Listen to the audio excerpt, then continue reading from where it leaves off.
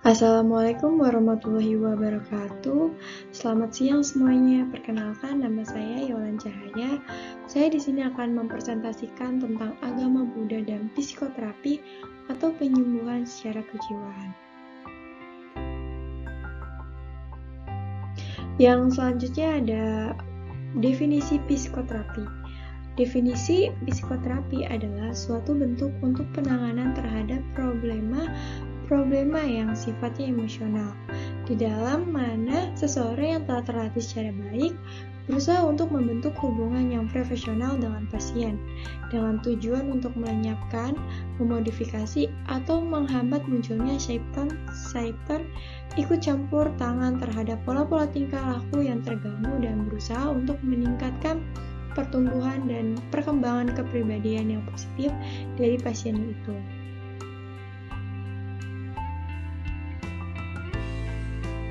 Lalu, penyakit jiwa atau mental disorder adalah istilah umum bagi gangguan-gangguan mental yang sifatnya psikogenik, yaitu yang gangguan-gangguannya tidak dapat kita lacak pada sesuatu sebab jasmania, yang misalnya berupa mengalami luka, adanya ketidakseimbangan chemis, atau mengalami kemunduran jasmania.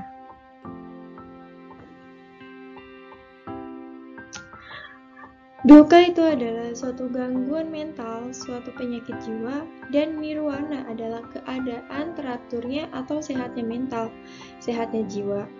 Terapinya Buddhisme itu berupa kegiatan menyangkut peringanan dan penyembuhan duka dan pencapaian nirwana.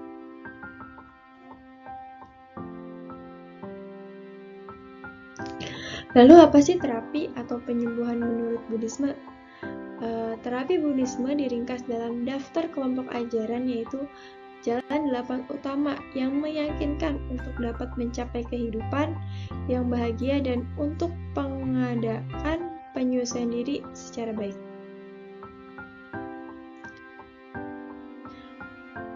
Jalan 8 utama itu yang pertama berbicara yang benar, yang kedua beraksi yang benar, yang ketiga bermata pencarian yang benar, yang keempat berusaha yang benar.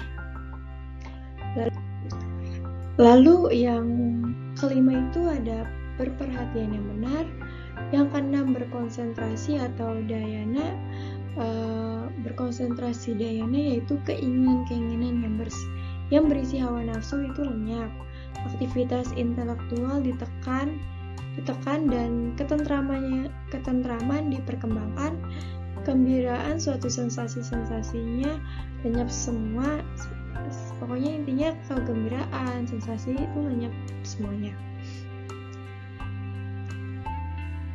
Lalu perbedaan antara psikoanalisa, terapi Buddhisme, dan terapis adalah menurut ilmu jiwa behaviorisme ialah bahwa terapis dan psikoanalisa itu secara aktual berusaha untuk menyembuhkan pasiennya dengan jalan memberi kepadanya interpretasi atau tafsiran yang bersifat psikoanalitis atas gangguan mentalnya dan dihubungkan dengan keadaan idealnya tentang kesehatan yang diinginkan untuk dicapai.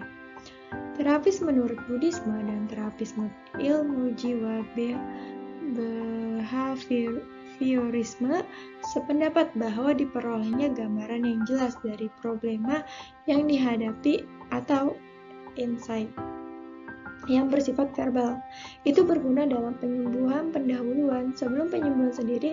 Di dalam menurut ilmu jiwa behaviorisme dan mungkin juga dapat terapi menurut Buddhisme dicapai persentase yang besar di dalam penyembuhan apabila diberi penyembuhan pendahuluan yang demikian itu. Lalu yang menjadi penyembuhan yang sebenarnya adalah yang di dalam Buddhisme dinamai dhyana atau meditasi. Di dalam meditasi tujuannya adalah bukan penyembuhan yang bersifat khusus, tetapi yang bersifat umum, Dan dengan demikian rangsangannya apapun yang terjadi haruslah dengan cepat menjadi pengalaman. Selama melakukan meditasi yang pikirannya tidak berisi banyak hal dan arah pemikirannya tidak berkeliaran ke sana kemari, dan yang pikiran atau jiwanya sedang dalam keadaan tenang. Terapi tingkah laku yang paling umum adalah yang dinamai desensitisasi sistematis, yang ini dipergunakan bagi pasien-pasien yang menderita ketakutan yang irasional yang dinamai penderitaan fobia.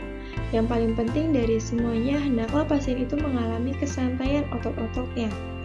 Lalu, kepadanya dihadirkan benda yang dia takuti. Sebagai misalnya dia menakuti seekor laba-laba, ini dapat benda yang sebenarnya atau di dalam desensitisasi imaginal. Sementara itu pasien sambil tetap berkeadaan santai, di mana untuk tetap belajar untuk tidak bereaksi dengan emosi atau lari menghindarkan diri dari benda realnya atau bayangan di dalam pikirannya itu.